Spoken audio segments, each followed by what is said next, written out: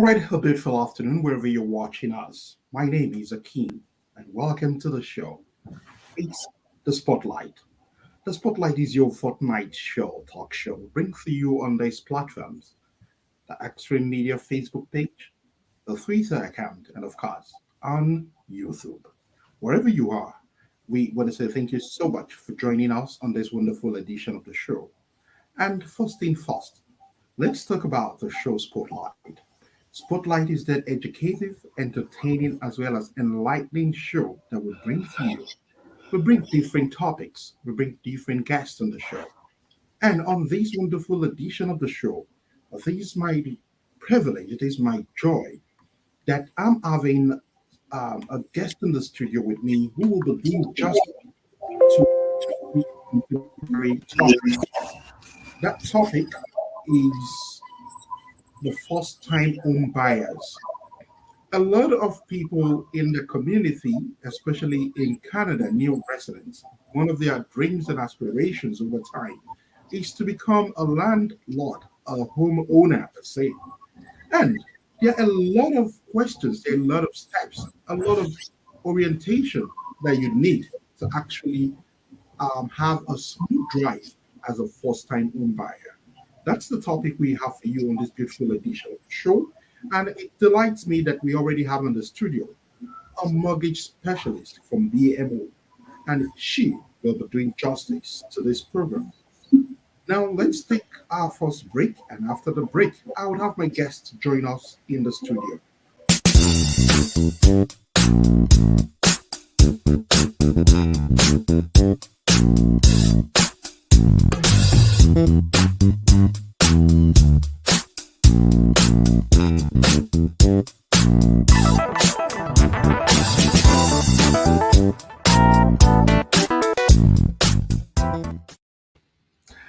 All right, once again, we say thank you so much, everybody, for joining us. And don't forget to like and subscribe and be a part of our channel so that you can get our live updates. It is a pleasure once again to welcome Jane AK. Jane, good afternoon, and how are you doing today? Good afternoon.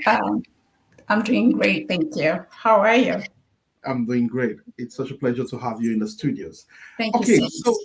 Jane, today we'll be doing a lot of questions and answers. And for people at home watching, wherever you're watching, you can send a comment and we're going to receive it live in the studios here. You have your questions, your areas of concerns. Even after the show, you can always still ask those questions because we understand the terrain here. A lot of us work even during the weekends, we work around the clock here just for the bills.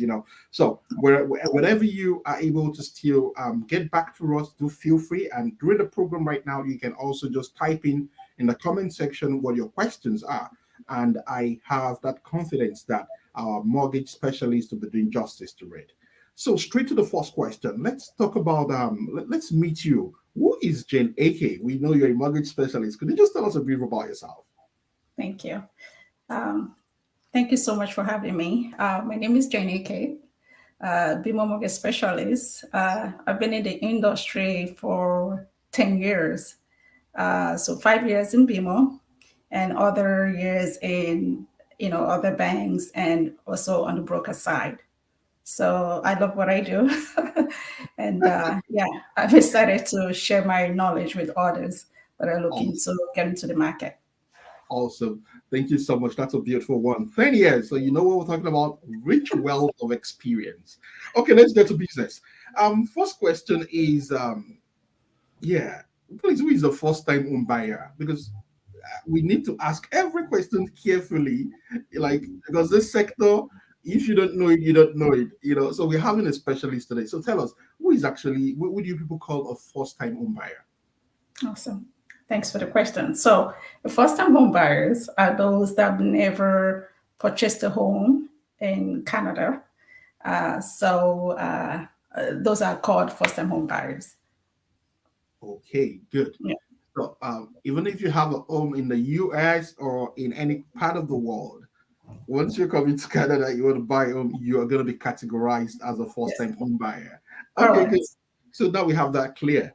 So in terms of pre-planning steps, for just anybody who wants to buy a home for the first time, what are those pre-planning steps you're going to strongly recommend that person in terms of habits, preparedness, things he or she should do? Can you just run us through it? Like, that's the first thing.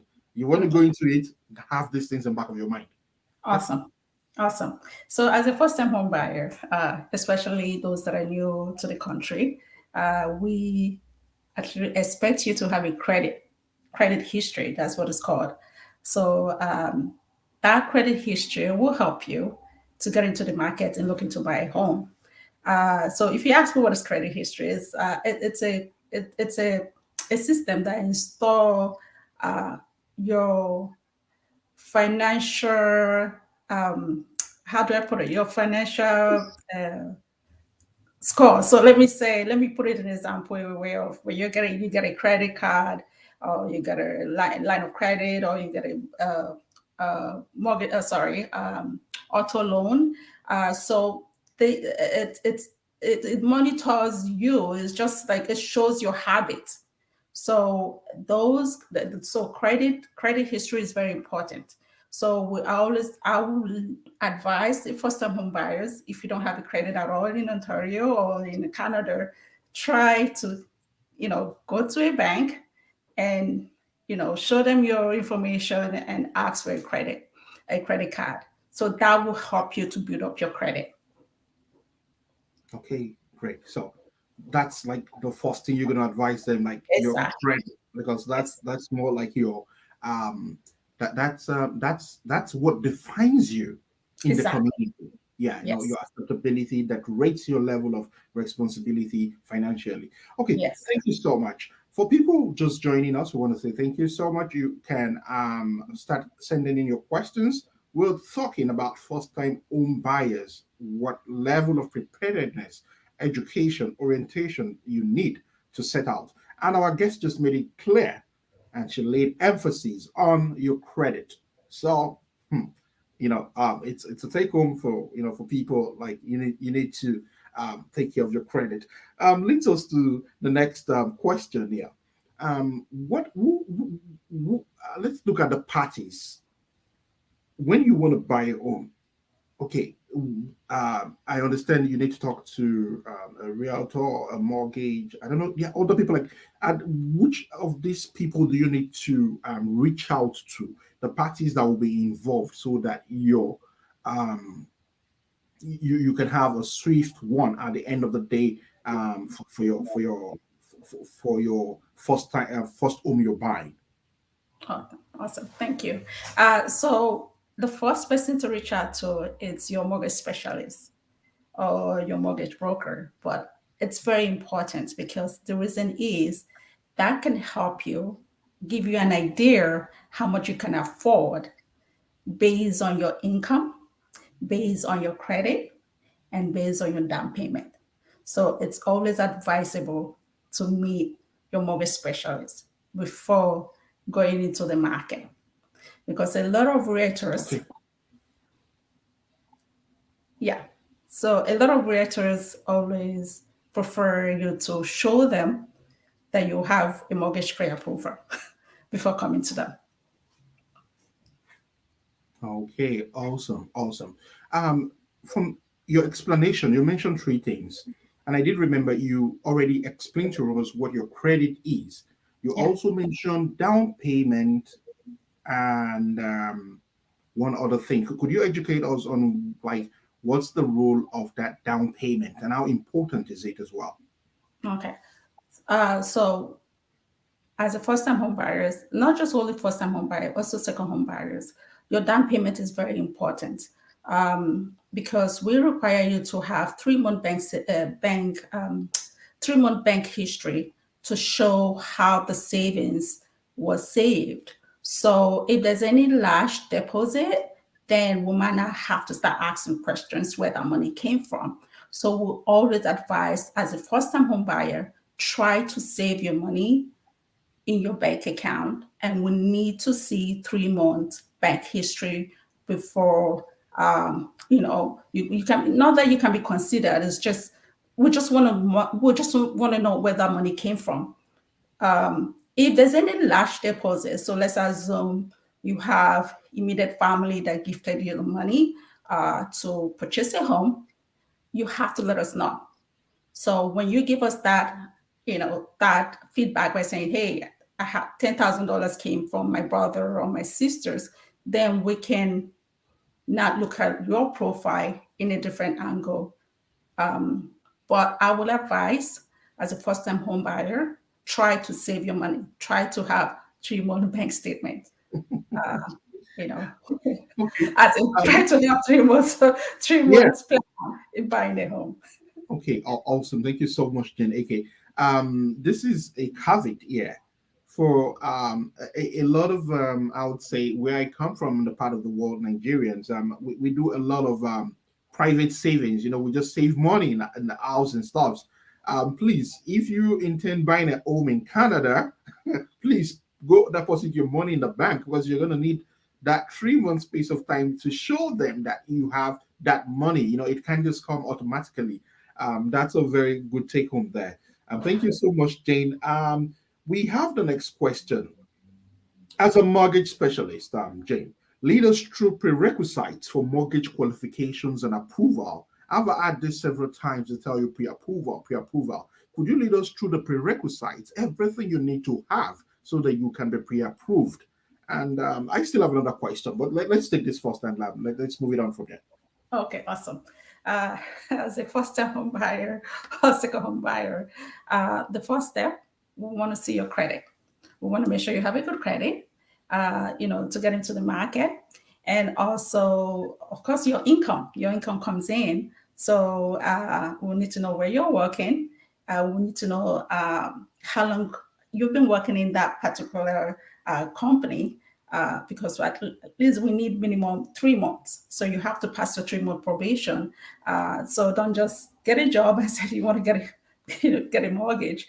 The bank will not be comfortable in giving you a loan because they want to know that you're going to be in that particular job for a period of time. And then we can actually get you a pre-approval. So all these things are very important. Your mortgage, sorry, your credit is number one, and then your income, and then your down payment. So those three things, you come to meet me, I will walk you through that, and I will make sure that you know that all these things you'll be able to qualify for your mortgage. So when you get that qualification, that pre-approval, so that's what it's called pre-approval. So that will give you that confidence for you to talk to a realtor and say, "Hey, I've been approved for 700,000. So I'm in for the market. I want to go shop." So this will give you a confidence for you to, purchase a home. So I'm always advising first-time home buyers, try to see your mortgage specialist to get a pre-approval, so you have an idea how much you can afford. Because sometimes I've seen some clients, um, they meet the realtor first, and then they put an offer on a property, and at the end of the day, their credit is bad. Probably their credit is like maybe 600, or no, not like maybe 550, and then Oh, you're looking to get a mortgage, and then not just a mortgage, you're actually looking to put 5% down payment. It's not going to fly. Let's be honest. So this is where there's a trouble, because at the end of the day, you've waived the condition of financing. You've already told the seller that you're able to get a mortgage. So now you can't get a mortgage. Then this is where there's a problem. So I always advise my client, please and please meet your mortgage specialist first. We'll walk you through, and then you can go out there and shop with confidence. okay. Thank you so much. I love the thing, shop with confidence.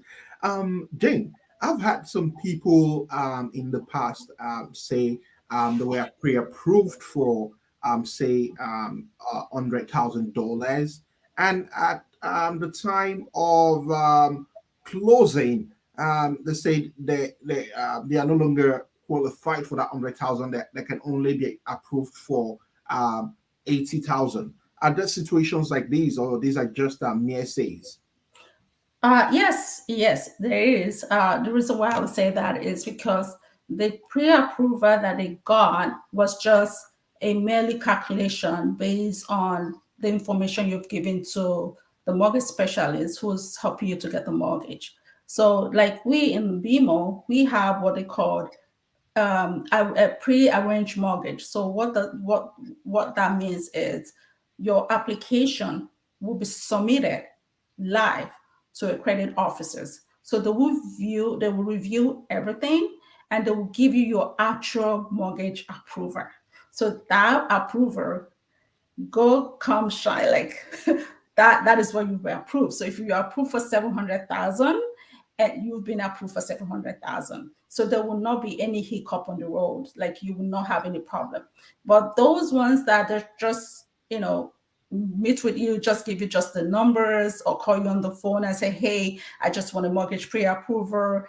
Well, we're just going to do the calculation. Well, guess what? We don't really know you that much. We don't really know you that well. Well, you told me you make income of 50,000, or you making also. Let me use it. You make income of 120,000, and then when I saw your pay stub or your employment letter, you only made like $50,000. So, well, that would have reduced your affordability for you to get a mortgage. Awesome.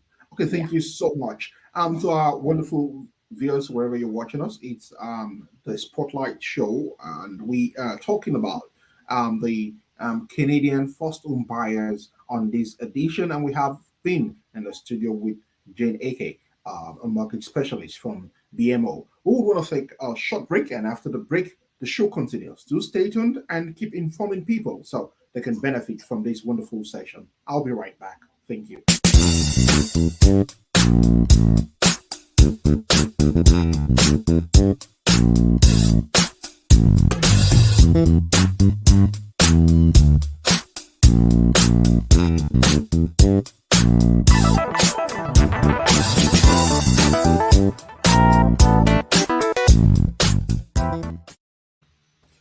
All right, welcome back. It's still the Spotlight Talk Show on this channel, and we want to say those of you watching us right now, thank you so much for joining us on this wonderful edition.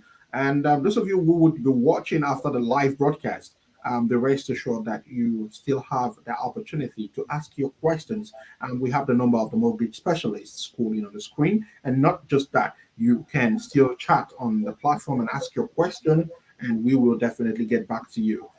This educational park edition is very, very important for the community, and we are so glad that we have a specialist doing justice to our questions. Now, let's have back my guest on the studio. Jane, let's look at this issue of down payment. Could you explain to us explicitly how does it work in terms of down payment? I do understand that first-time home buyers have a criteria. They have these incentive that is called the first-time home buyer 5% down payment. Could you Yeah. educate us through the feasibility? At what points does this work practically? And let's look at it from the realistic perspective in the sector. Okay, so when it comes to down payment, as a first-time home buyer, you are entitled to put 5% down payment. So how does that work? Is it's based on the purchase price. So let's assume your purchase price is 600,000. You can put 500, 500 of 600,000. So let's say 500. You can put 5% of that, which is 25,000, and then the remaining 100,000 you put 10%. So you put 10%. So that is the minimum down payment you can put towards your purchasing your first home in Ontario. So and this is where you have the opportunity to save towards that. And I've seen a lot of people, even though they have more than 5%, they can also put 20%. So you don't really have to just put 10%, 5%. You can put 10%, you can put 20%, you can put actually 5%. So it's how much you have, depending on how much you've saved towards purchasing a home. Awesome, awesome. Okay, so it's not like it's actually a limit. Like if you have more than that, go ahead and deposit it. It's only going to reduce your accumulated interest and principal to pay. Okay, Correct. so I know you are not a realtor, and but as a mortgage specialist, you people are like the intermediary. You X-ray um what an intended home buyer buys, then you recommend based on his capabilities. Now, I would want to know that, could you run us through the most vital preparation tips that you can best advise a first-time home buyer? Like it's about you now. Like generally, I want you to advise all our listeners what are those things they need to be prepared for, and I hope when you're explaining this to us, it's not about Ontario alone. Like, I don't know, give us a general education of preparedness, everything we need to know, everything we need to get ready so that we can have that swift sale during the purchase of our first home. Yeah. So I would say, as a new home purchaser, uh, you have to plan towards a buying, right? You don't just wake up in the morning and say you want to purchase a home. Uh, you have to prepare. So what are the prepare? You have to focus on your credit. Look at your credit. Go to April first. Check up your credit and see how your credit look like. Because at the end of the day, this will help you to eliminate any collection, any late payments, and that will make your application easy. Also, plan towards your down payment. If you're looking to buy in the next, let's say, 2 years from now or 1 year from now, plan towards it. Start saving. Some of this money, if some people say, oh, I hate to save in my checking account. Well, open a savings account. Open a savings account or put your money in an RRS space. So whatever you can do to save towards that down payment, that will make your life easy. And then number three, try to speak to your mortgage specialist, so she will walk you through. And then when you got to number four, which is your realtor will not be the one to help you to purchase that dream home. And when you purchase your dream home, then you need a lawyer. You need a lawyer to guide you, and the lawyer will be the one to do the final closing. And then from there, your lawyer will tell you about the closing costs. What is needed for you to finalize your mortgage application. Okay, thank you so much. What I get now is that it is it that is it the mortgage specialist who wraps up the closing cost or the lawyer? So the mortgage specialist would definitely tell you that this is how much you need to finalize your transaction. So the minimum we do ask is 1.5% of the purchase price. But sometimes it varies because depending on the location, depending on where you're purchasing. So sometimes we'll tell you, oh, you know what, try to go up to 2% of purchase price. Remember, there's a light transfer tax, so depending on the city that you're buying, because there's some city that the land transfer tax is almost twice. So you have to have at least minimum of 1.5%. So once you have that 1.5%, so that would help you, right, to finalize your transaction. So the lawyer will now be the one that will not finalize and said, okay, here, this is the process. Okay, this is the 1.5%. This 1.5% covers appraiser, covers this, covers that, like gives you the list of things that 1.5% covers for. Okay, I was going to go into that, but you already Okay. did a lot of justice into explaining the closing costs. Yeah. I'm still going to ask that question Sure. again. Sure. But right now, studio time check is 3:25 p.m. and we would want to take another very short break so my guests can take a cup of water. Then when we come back, we want you to do a more detailed explanation on closing costs, because to a lot of people it's like a mystery. You don't have those figures. So in terms of preparedness, um, um, we need you to really educate us and tell us the plus or minus, the details. Like that's what we're expecting once we come back after this short break. Don't go nowhere. Stay tuned. It's still the spotlight. We'll be right back.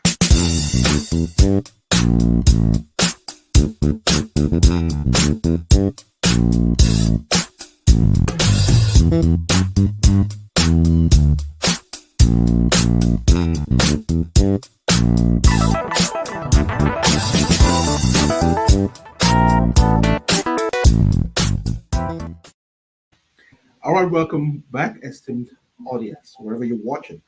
The show is still the spotlight, and we've been talking about preparedness as a first-time homebuyer in Canada. And I would want to say, those of you just joining us, or you can send in your text messages through chats on either of the platform you're watching from or transmitting live on Twitter, Facebook, and YouTube. Send in your messages, your questions, even after the show. If you're watching it later, you can still ask your question. Mortgage specialist is open to making sure that every purpose, every of your vision towards acquiring your first home is accomplished as soon as possible. Okay, let's get back to my guest. So the last question I did say I was going to take after the break was, could you tell us the nitty gritty of like unravel, take away the masquerade, the mask from closing costs, break it down for us so that a lot of people won't be scared, like, oh, at the closing cost, I might meet some unexpected expenses and I don't have it. Could you douse those that area of worry? Awesome, awesome. Yes. So the closing costs, it's not towards your down payment because some people, I've had a client that said, "Oh, I'm putting down 25,000. I thought that was, part of my closing costs." No, it's not part of the closing costs. The $25,000 you just put down is towards put towards the property you just purchased. So your closing cost is the closing cost amount is the money that you need to finalize your transaction, and this is where the closing cost breakdown comes in. So remember, purchasing a home inspection has to be done, right? And when I mean home inspection has to be done, it's optional because with this crazy market right now, I've seen some people within their home inspection conditions, but home inspection plays a role as well. It's the part of your closing costs, and then you look into your property appraisers. So as a first-time home buyer, sometimes the bank may ask that the appraisal has to be done to the property. Appraisal has to be done to the property value. So those are still part of closing costs. And then when I talk about title insurance, there's a title insurance. Title insurance is just to protect you and the bank from fraud, and other property defect. And also, we also talk about property insurance. So, as a first-time home buyer, it doesn't really matter. It doesn't have to be first-time home buyer, but you're required to have a property insurance because you don't know. Maybe you never know. One night, maybe your house will catch fire. So it's better to protect your home. So property insurance is part of those closing costs as well. And also we look at also land transfer tax. So those ones too are part of those 1.5% closing costs. And also remember, there's a property tax as well, depending if the seller that you just purchased her home is not owing. So all those things are considered. And also insurance, mortgage insurance. So mortgage insurance is because you're putting 5% down. So there's an insurance premium that applies towards your mortgage. So those you still have to pay some of their fees there. So all these things are covered with the 1.5% closing costs. Oh my God. So for example, I'm buying a house of say 1 million. I have to look for 1.5% of Yeah, that 1 million. 1.5. Yeah, 1.5%. Awesome, awesome, awesome. Thank you so much, Jen. Jen, is it, viewers outside there, you've had the whole breakdown. There is no mystery to these things. These are all facts. Now, the other question I'm going to ask is, Jane, does this closing cost does it apply to all types of houses? For example, a first-time home buyer could be somebody buying a condo. It could be somebody buying a detached, a semi-detached, and stuff like that. Could you educate us? Does this closing costs apply in all of these cases? Because I was just thinking about it. If you're buying a condo, I don't think you need a land insurance and stuff like that. Could you educate us around the circumstances that vary and makes them different? Yes. So the 1.5% closing cost applies to all properties. It Oh, applies to all transaction. As in what I mean, it applies to all transaction. So we still require you to have that because remember, you also the lawyer that is working with you. The lawyer has to get paid, and there's a lot of work those lawyers do. They do title search. And they do land transfer tax calculation. Like so many things involve property tax, taxes, GST, like so many numbers and it's still very important for you to have the 1.5% closing cost. And it doesn't matter what you're buying. It doesn't matter if you're buying a condo, semi-detached, detached. It's required for you to have that amount, 1.5%. okay. All right. So you've added, you've added. It's it's whatever you're buying, you be prepared for that closing cost. Yes. Comes the way. Okay. So you mentioned inspection, and some people waive it. Can we look at the determinants? Like, is it if when we look at the nature of the sector right now, it seems the demand is high. So, cost home buyers are at the mercy somehow of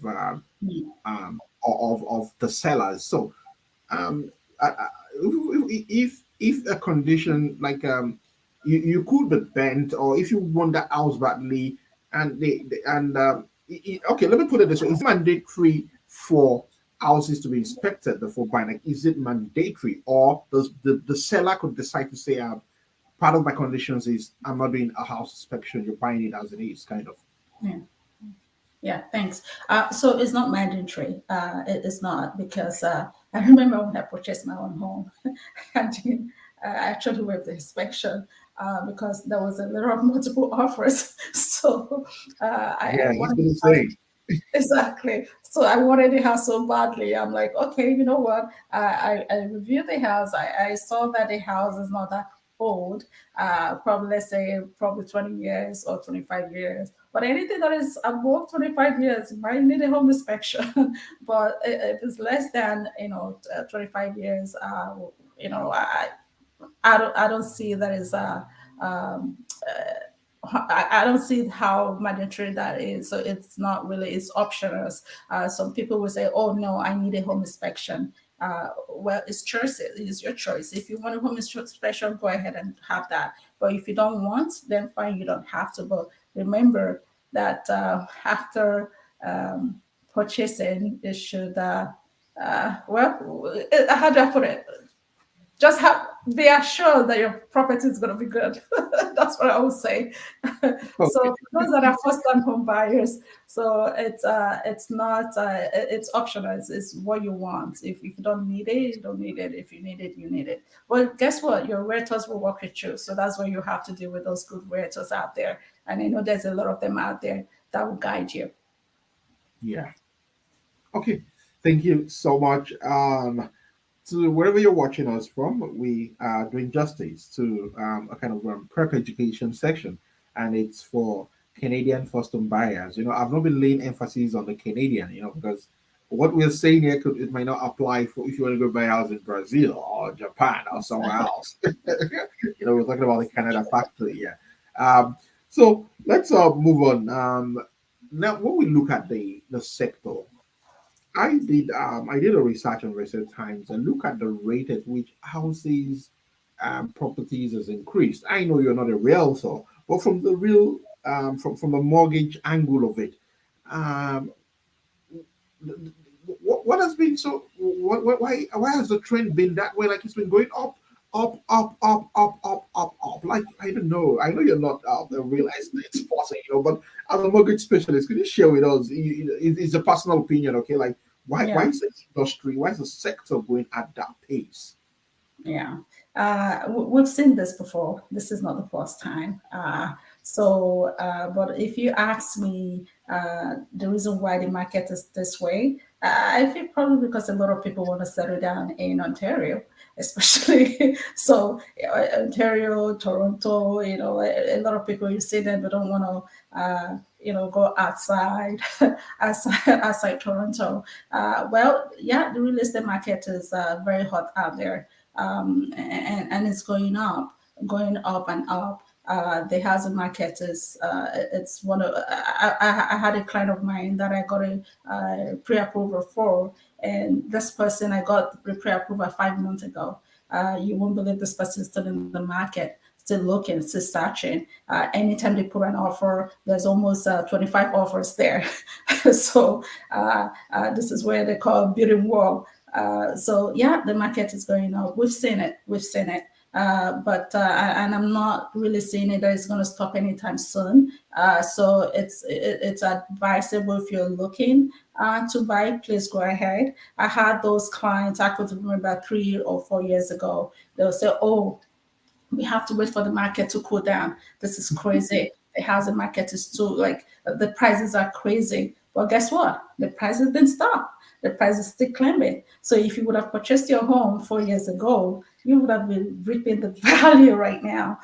Because imagine you bought a home for like $500,000 3 years ago. Can you imagine how much that property will be right now? So yes, when it comes to the real estate market, yeah, I can see this going on. We've been there. We've been there. We've seen it.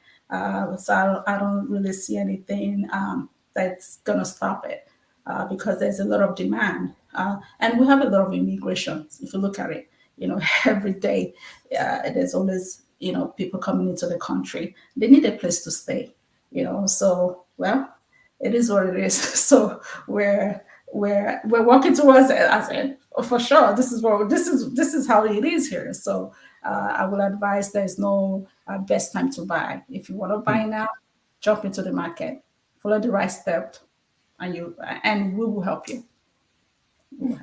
All right. Thank you so much. Student time check is 3:38. We have just 7 more minutes to be together on the show with our guest, Jane, aka a BMO, so a mortgage specialist.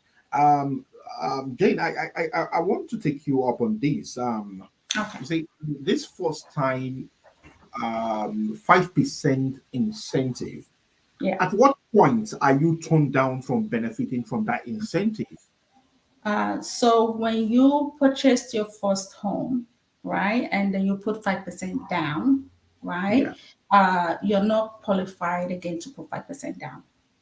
You're not qualified at all. So let's assume you come back in the next 5 years. No, not next 5 years. Let's say in the next 2 years or 3 years, you said you wanted to buy a second property, right? That 5% will not apply to you. Yeah, So, but but you my can question, put 10% down, which is okay because yeah, that is, yeah. yeah. My question is, I've had cases of people, even first-time home buyers, they eventually they say they are not qualified for the 5%.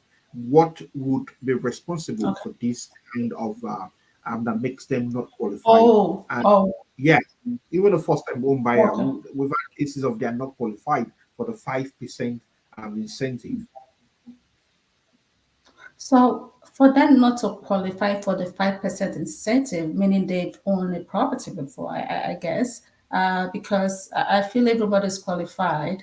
Why I'm saying everyone is qualified, if you're talking about the credit or their life, like their financial lifestyle, then fine, they might not be qualified probably because their credit score is kind of a little bit Yeah. bad, right? I'm not going to use the Okay. word bad. I'm sorry, I didn't mean to use that. But what I mean, for you not to qualify for a 5% for 5% incentive, that means something must be wrong. Probably your credit, it's not where it is. You're not qualified, and also your income. Maybe your income didn't qualify you as well. Remember, there's a threshold when it comes to your mortgage being insured by insurance company. Okay. Could you just take us through to be very I would want to be very practical about this that for in terms of the income, what are the expectation? What is the benchmark What is the threshold you mentioned that Yeah. would make you eligible for the 5% as a first-time home buyer? Okay, so I wouldn't put it. I'm not saying there's a threshold because remember, when it comes to income, income is varies, right? But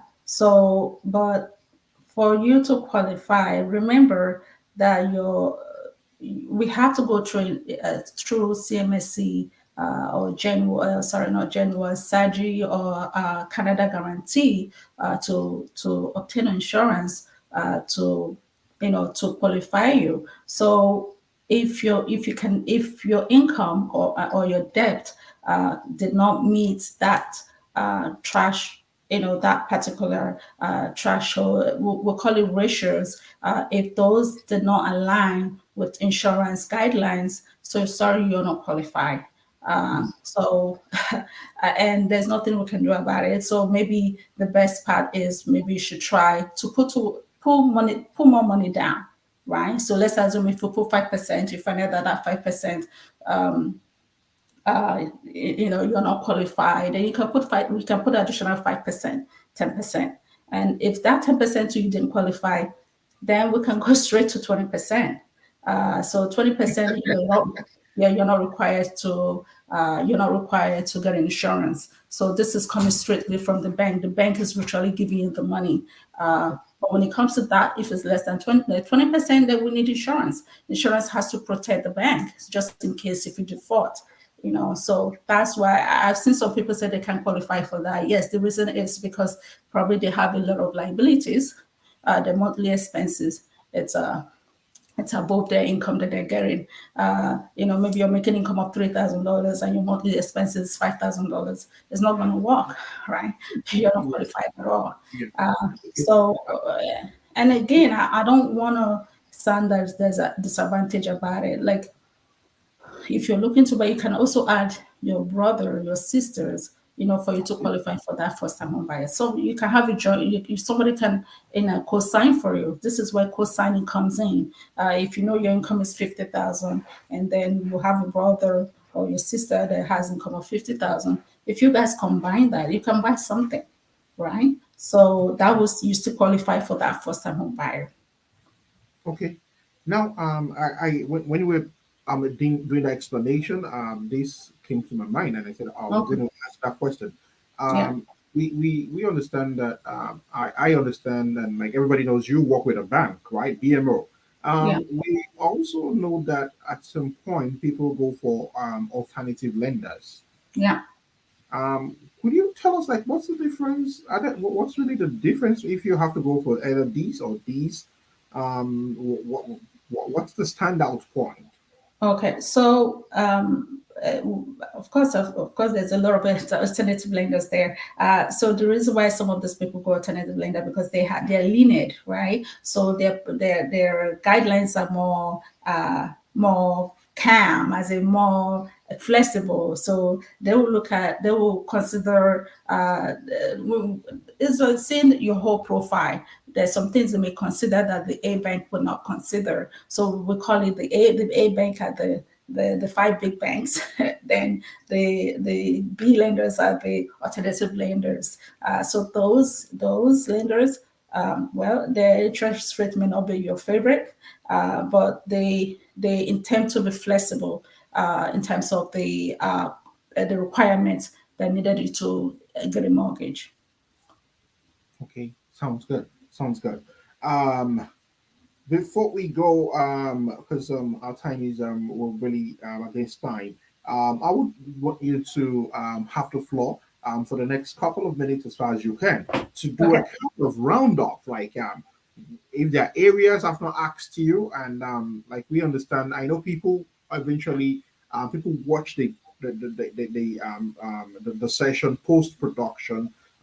They'll still have their own questions, but for the purpose of this time, are there anything we've not touched that are very critical in terms of preparations to acquire your first home in Canada? Yes, awesome.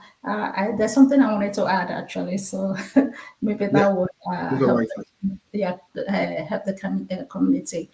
So remember, when you're buying as a first-time home buyer, so let's assume you got qualified, okay, for But let's say you got qualified for minimal purchase price of 1 million. Remember that when you're buying these properties, some of the properties may have like 3 to 4 units. And insurance can insure you for sure. They will insure less than 1 million. They will insure you for less than 1 million. And if the property you saw is 4 units, they will definitely accept that. But they will want you to, one of the unit has one unit has to be owner occupied, and then the remaining units can be rented. So, and also for them to also consider that property, the property has to have at least 25 years economic left on it. So if it's 30 years, I am not see them insuring that particular property.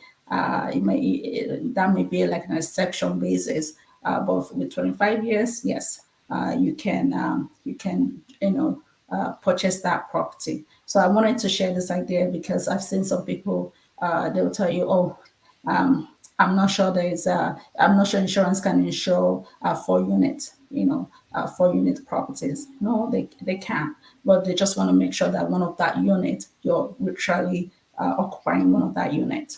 And also when it comes to purchase. With this crazy market, we know that the purchase prices are very high. Insurance can do less than 1 million. So they can also look at it to say, okay, 1 million of the calculation comes in, like there's a calculation there, but you can still put they can still insure you if your mortgage is around that 900 and something thousand. Yeah, Awesome. so that's I Richard wanted to share that with our people. So take advantage of those units, those 444 units, because if you look at it, that's additional income coming there, right?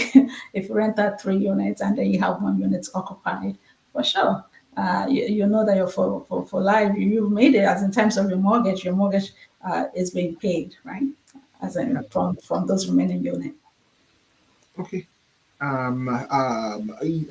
It just crossed my mind again. Um, is it the same procedure?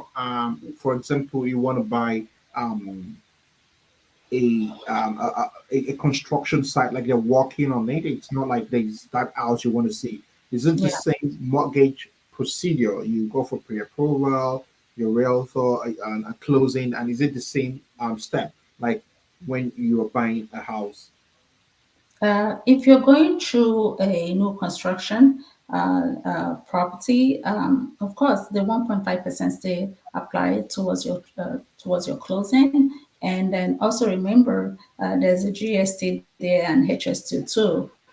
So that still is part of those 1.5% closing.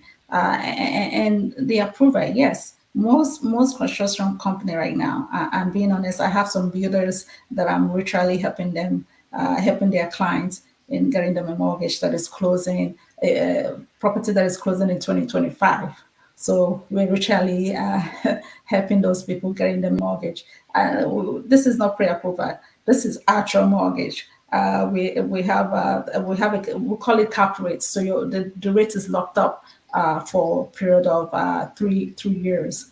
So yeah, a lot of builders they require you to have a mortgage for sure. I don't blame them because they don't want during the closing you'll say, oh, your bank will tell you, oh, you can qualify. No, they want to Yeah, know that you're qualified to get yeah, into the construction property. awesome, awesome. Okay, thank you so much, Jen AK. It's been so wonderful having you in the studio. And for people, Jen AK's number is on the screen. And please do feel very comfortable. She's giving us that access that you can reach out to her if you have your questions, and she will definitely do justice to it. Just make reference to it that you watched her on the Spotlight talk show. Our number is 647-284-8043. You can see it live on the screen. Once again, on behalf of the entire staff and management of Extreme Media, we say thank you so much, Jay, for having been our guest on this edition of the show. It's such a pleasure having you. Thank you. Thank you so much. And thank you for those that are viewing. Thank you. And thank you for having me. I really appreciate this. Thank you. You're welcome. All right, this is how far time would permit us to go. And my name remains Akim Ogumilade. It's been such a beautiful time this afternoon having Jen AK in the studio doing justice to all those questions we had. I know a lot of people, when you watch it after now, you still have questions. Feel free, reach out to her directly or send those messages on the chats, and I can assure you she's going to do justice to it. Once again, thank you so much, and be prepared for the next edition. It comes up in the next 2 weeks. We'll be taking a part two of that session, the agile. There've been a lot of comments. It's been watched highly on our channels, and people still have questions about that new genre of profession. We'll be bringing back same life coach on the show, Mr. Ibrahim Ola Aruna, and they will be doing justice to the next edition of it. And the upper edition also is already booked. The next two, three editions are booked, and we say thank you to people watching and believing in us that we're doing justice to topics here. Once again, do stay tuned and don't forget to like and subscribe, share the link, and stay blessed. Have a beautiful week ahead. My name remains Akim Ogumlade. See you fortnightly. Bye.